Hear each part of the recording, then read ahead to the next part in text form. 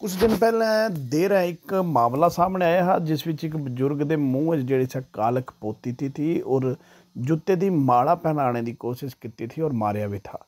तो इस विच अज आशा देवी जिन्हें एक जिहड़ी सारी घटना जो अंजाम दिता था, आशा देवी अज मीडिया के सामने आए और मीडिया च सामने आई करी अपनी सारी गल जिहड़ी सी रखी और आशा देवी ने बोलिया कि मिंजो जिहड़ा ऐसा बजुर्ग ने बड़ा तंग किया था और मेरा तलाक होया और तलाक होने के बाद बजुर्ग चाहता था कि मेरे ने ब्याह हुई और सह बोलता रहा लेकिन तिसने ब्याह नहीं होया और जिसके बाद मिंजो मेरी मदर ने जमीन दी थी लेकिन सह जमीन भी जिहड़ी है सह तिस विच भी बजुर्ग का जिहड़ा सा हस्तक्षेप रहा और अहाँ जो जमीन जिहड़ी है सह 118 से इस विच आई और सह मेरे इस ते चली मतलब मेरी मिंजो जिहड़ी दी हुई तिस ते सह सरकार ने अपने इस विच ले ली। तो इस सारे प्रकरण के कारण जिहड़ी सह मिंजो बोले बड़ी परेशान करके रखी दिया था और मेरा जीना जिहड़ा सा मुहाल जिहड़ा सा करी दिया। कुल मिलाई ने अपना स्पष्टीकरण आशा देवी ने जिहड़ा सा मीडिया के सामने रखा।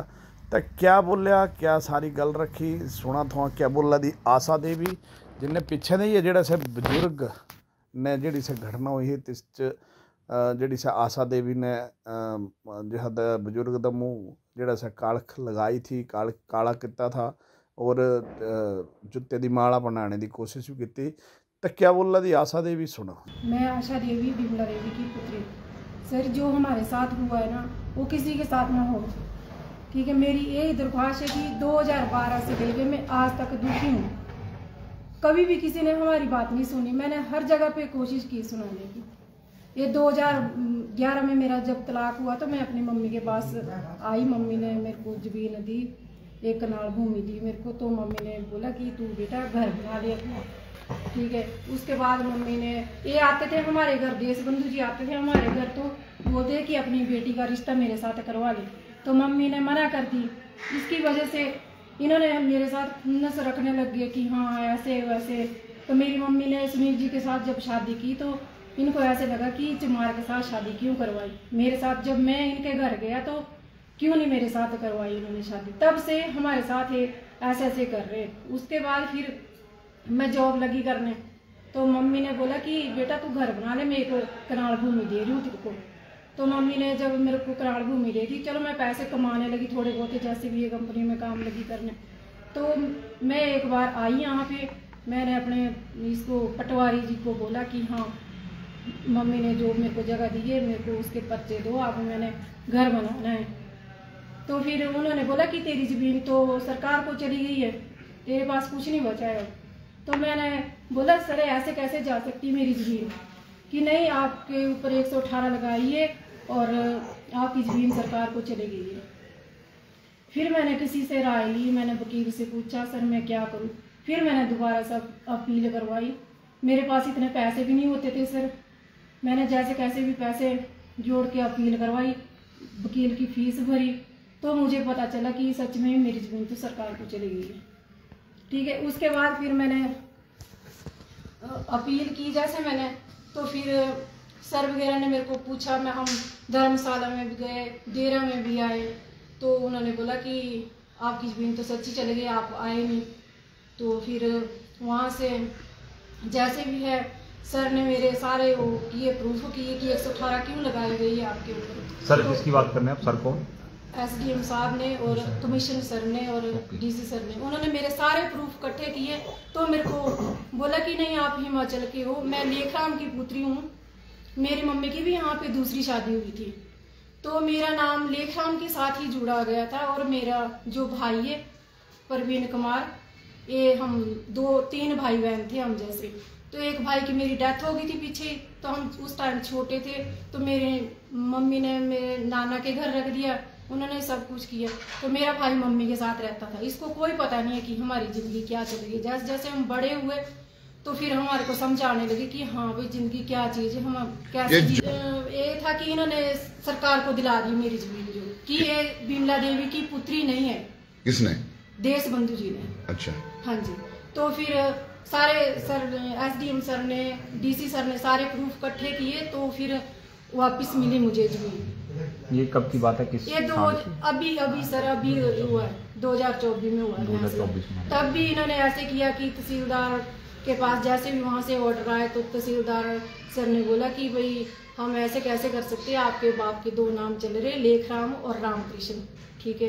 तो फिर हमने वहाँ से वो करवाया, तो सर ने सारे कागज हमारे मतलब सारी वो कर ली थी, छानबीन की, कहाँ से है कैसे है, उन्होंने सारे प्रूफ करके हमारे हक में कर दिया फैसला।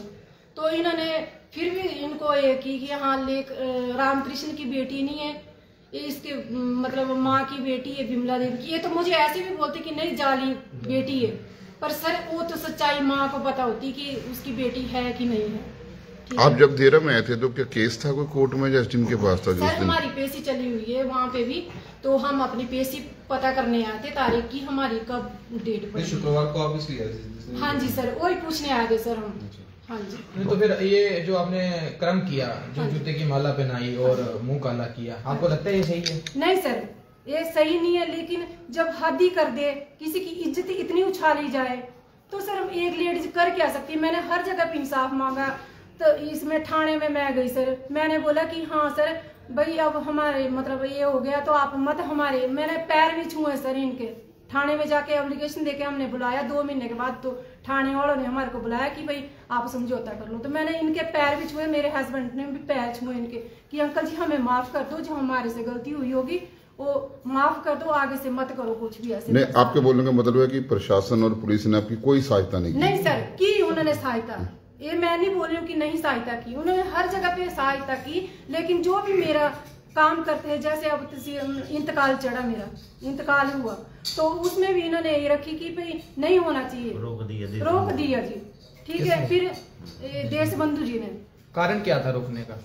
वही तो सर मेरे को भी समझ नहीं आती कि क्या कारण था। तो आपको अगर पुलिस और प्रशासन के पास बोल रहे हैं कि हम हमारी सहायता की, तो आपको ये कदम उठाना उचित था, आप क्यों नहीं गए पुलिस और प्रशासन के सर? पास? हम गए, हमने एप्लीकेशन भी दी, हर जगह पे सब कुछ सर, ये सुनते किसी की नहीं है। रक्कड़ वालों से भी ये करते कि हाँ जो इसका काम करता है धमकाता है, उन्हें भी फिर हमारी सुनने नहीं देता, कहीं भी मेरे खिलाफ तो कोई वकील भी नहीं बोलना चाहता सर इस बात को।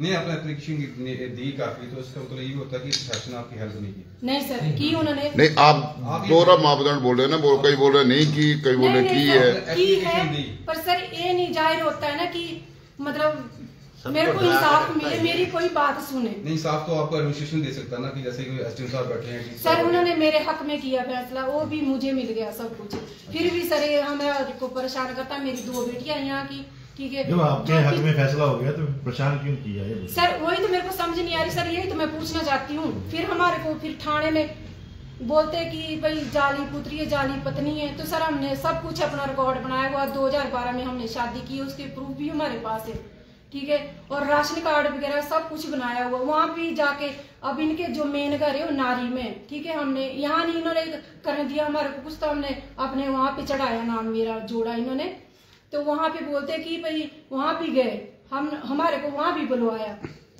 पंचायत में, तो फिर उन्होंने बोला कि प्रधान ऐसे कर रहे हैं, इनके साथ मिला हुआ है, प्रधान ने ऐसे कर दिया वैसे कर दिया, क्यों चढ़ा दिया? तो उन्होंने बोला कि हमारे पास सारे प्रूफ जब है लेडी के, तो हम क्यों नहीं चढ़ा सकते, ठीक है। तो उन्होंने जैसे ही चढ़ाया सर नाम, फिर इन्होंने हमारे को कभी इधर अम्ब थाने में बुलाना, कभी ऊना में बुलाना, कभी पंचायत में बुलाना। सर हम दिहाड़ीदार बंदे, हम कहाँ से गुजारा करेंगे इतने? मेरे घर वाले की टांग टूटी हुई, हम तो जैसे कैसे करके गुजारा करते सर।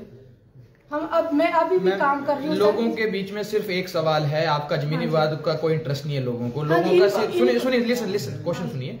लोगों का इंटरेस्ट केवल ये है कि आपने एक बुजुर्ग के साथ सार्वजनिक स्थान पर ऐसा क्यों किया, बस इस पर आपका विरोध है। आपका जमीनी विवाद है, वो मैटर किसी का भी नहीं है। आपका मैटर ये है कि आपने सार्वजनिक स्थान पे क्यों किया। तो सर 2012 में मेरे को शादी के लिए बोलते ना जब, तो इन्होंने यही पॉइंट उठाया कि मैं तेरे को कहीं भी बसने नहीं दूंगा, तू इस चमार के साथ क्यों शादी कर ली की, तो इसको छोड़ मेरे पास आ, मैं तेरे इस पे करूंगा, तेरे को जमीन लगाऊंगा। कौन बोल रहा था? देश बंधु जी बोलते थे। किसके साथ? हर बंदे के साथ बोलते सर, बंदों के साथ नहीं, मम्मी के साथ भी बोला इन्होंने, मेरी मम्मी ने भी इनको। किसकी शादी और किसके साथ? मेरी उसने किसको बोलते, किसकी शादी? मेरे साथ बोलते थे सर। अच्छा, हाँ जी, तो बोलते चमार के साथ क्यों शादी कर ली तुमने, उनका क्या इंटरेस्ट था इस सर बात वही में? तो मेरे ये आते थे, हमारे घर आते थे सर, जैसे चाय पानी पी के चले जाना। फिर मम्मी के साथ एक दिन जैसे बोला कि हाँ अपनी बेटी की शादी मेरे साथ करवा दे, तो मम्मी ने बोला आप 70 साल तक होने लग गए, मेरी बेटी अभी 28-29 साल की भी नहीं हुई है और आप मैं नहीं करवा सकती हूँ ऐसे। तो तभी से हमारे साथ ये रिक्स रखने लगे कि मैं कहीं भी नहीं रहने दूंगा इसको। और जो मम्मी ने भी जगह दी सर, माँ बाप कमाते हैं ना तो अपने बच्चों के लिए कमाते हैं, ठीक है। तो उन्होंने अगर मेरे को थोड़ी सी भूमि दे भी दी तो सर क्यों इनको ये हो रही है कि हाँ क्यों दी।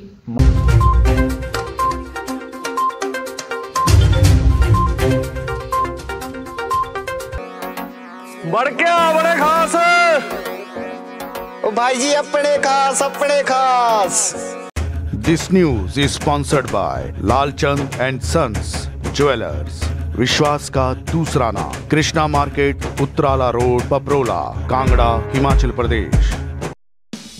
Welcome to Buddhamal and sons jewellers Palampur, जहां पर आपको मिलती है कुंदन, गोल्ड और डायमंड ज्वेलरी की exclusive collection. Buddhamal jewellers Palampur जाना जाता है अपने डिजाइन्स, वैरायटी और प्योरिटी के लिए, तो विजिट करना ना भूलें बुद्धामल ज्वेलर्स पालमपुर।